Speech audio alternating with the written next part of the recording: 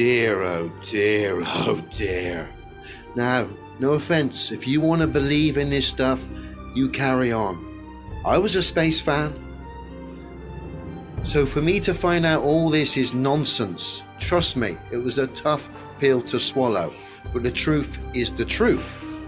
Now, when we're looking at this ISS, to me, this just looks like an Airfix model.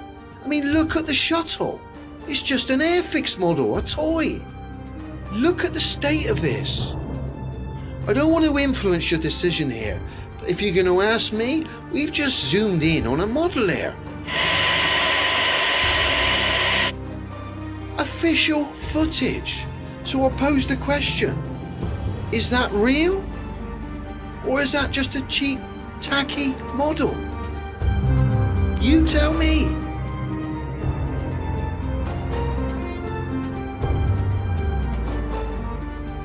Trouble in space this morning as the International Space Crew attempted a spacewalk outside the station. Here's a live look at the astronauts. Well, I don't believe that's... Yeah, Where's their spacesuit?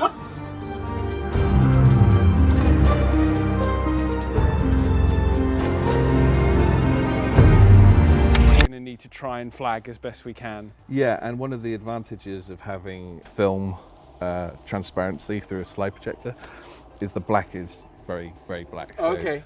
because of the emulsion thickness and the quality of these prints are so good. It is blocking a lot of light. Yeah, Yeah. should help us a lot. Amazing. Okay.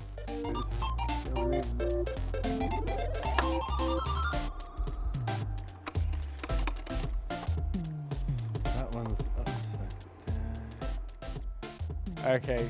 So we're just making sure all of our planets are the right way up now. If we could flag, so where there's the natural kind of Terminator shadowy bit, because if you look at this edge, it's quite a hard edge. Yeah. And all the illuminated edges here. Yeah. You can kind of see from here on the dark. Yeah. Yeah. You kind of want that, Yeah. but a colder blue. Yeah. Okay. So just to create a bit of a halo almost. Yeah, like a highlight edge. Okay. Rim like, Okay. like that. Okay. You may have guessed at this point, this is a new one for me, and so JP is really just having to walk me through what he needs until the penny drops. Yeah. Yeah. Yeah. Oh, I see. Yeah. So that gives us a bit of an atmosphere. Yeah. Oh my God. It's when these things start happening. You're like, oh, I get it. So you've got that overexposure on the right-hand side that has given it this kind of like, this atmosphere, this look of atmosphere to it, rather than just being, a sort of contrasty edge. And if that's blue, so if that's And then we're going to make it blue. This is genius. I think we can go really blue, to be honest. Yeah, It'll but contrast this is quite it. heavy. That's the only thing, is you'll lose some Oh, it's action, heavy. but that's pretty blue. I reckon that's all right, actually. Yeah. Okay. Yeah, I think it's a good colour. Sweet. That's good, because we don't have Any many other variations? Can we get that in even closer? I'm just trying to get as much beams out of that blue as we can. Yeah. Yeah, there. Yeah, that definitely works. Yeah. That looks so good. Yes. Just shoot. See it?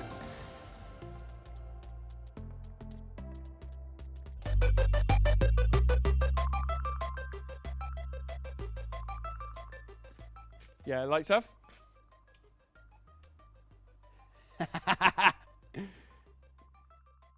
So, because this is our first time playing with this magnificent orb, JP's had a whole bunch of slides made up, different planets, different surfaces and textures. So we're definitely going to be playing with this a lot more in the future. In the framing, it's not the whole Earth that we see, it's really just a sort of a quadrant. And so JP's had tighter shots of planet Earth blown up to fill the entire medium format slide.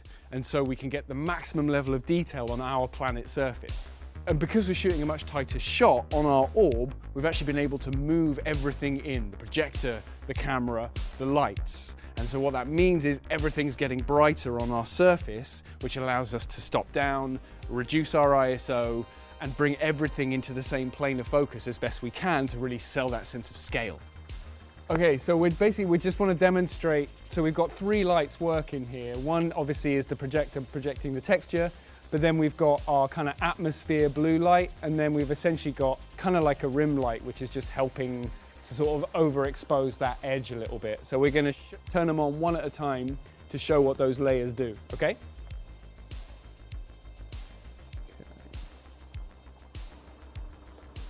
Okay, so that's our kind of rim light. Here comes our atmosphere, which looks pretty sweet already. And then planet. Nice. And then maybe let's just turn those other 2 off and show what it's like without them. Yeah, and then the blue. Yeah. It still looks cool, but it just doesn't have the same depth and sense of reality, I think. And remember, we've got our projector mounted on the turntable, which will set to a very slow rotation, so the planet will appear to be spinning in orbit. We've got rotation. So we bag a couple of locked off shots, but still with that subtle rotation. It just looks so good. It just looks so good.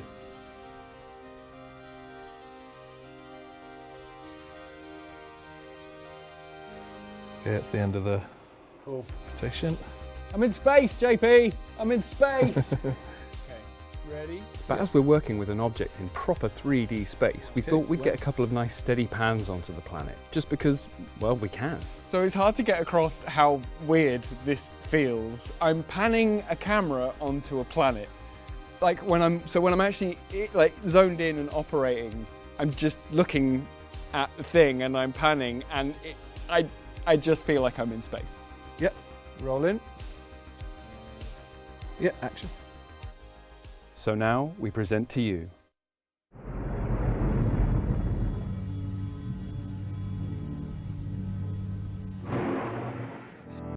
So on the screen now we have a NASA training session. This is usually done in the neutral buoyancy lab, and this is when they practice in the pool with scuba divers nearby. So I want to point out first that there's these cameras and lights so we can see them off and holding. In a minute I'll show you this in what they call an actual spacewalk, but we'll see that it's really just taking place in a pool. You can see him in the reflection there. Can you see him? There he is, all dressed in black. Can you see now? Oh, if only the reflection was a bit better. Oh, there you go. Now can you see him? Can you see the shadow trooper? Is that really? It's a scuba diver. It's a scuba diver. Scuba Right on the diver. wall at the NASA training facility, the NBL, or Neutral Buoyancy Lab, you'll see a mural of the Vitruvian Man, but he's actually a half astronaut, or he's morphing into an astronaut. But extremely telling is if you look up in the upper left, you'll see a rocket breaking through a dome or other enclosure. Interesting indeed.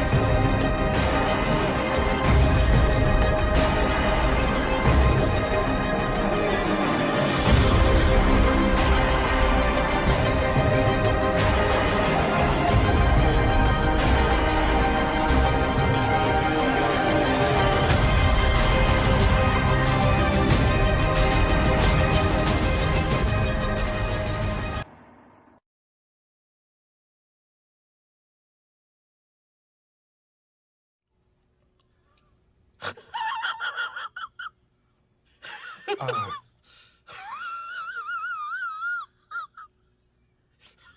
create the world of the dream. We bring the subject into that dream, and they feel it in their subconscious. How could I ever acquire enough detail to make them think that it's reality? Well, dreams, they feel real while we're in them, right? It's only when we wake up that we realize something was actually strange.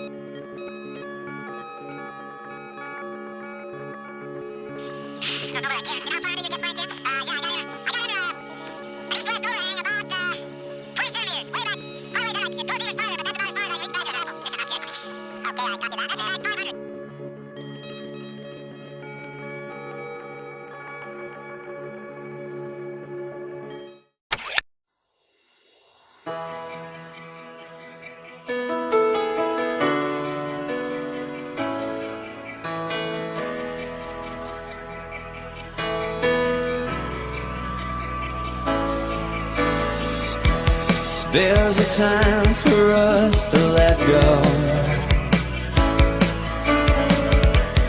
There's a time for holding on. A time to speak, a time to listen. There's a time for us to grow.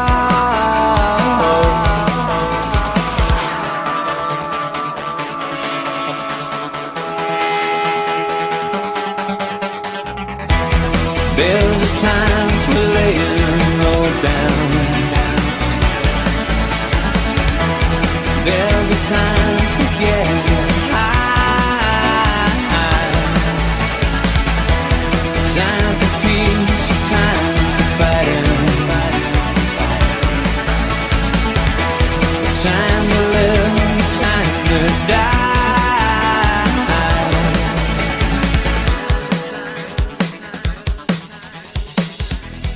Time to scream, a time for silence. A time for truth against the lie. A time for faith, a time for science.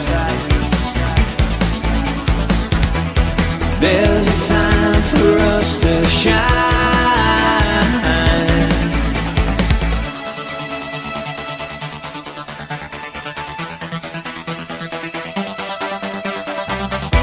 There's a time for mixed believing. There's a time to understand. A time for hurt, a time for healing. A time to run, to make a stand.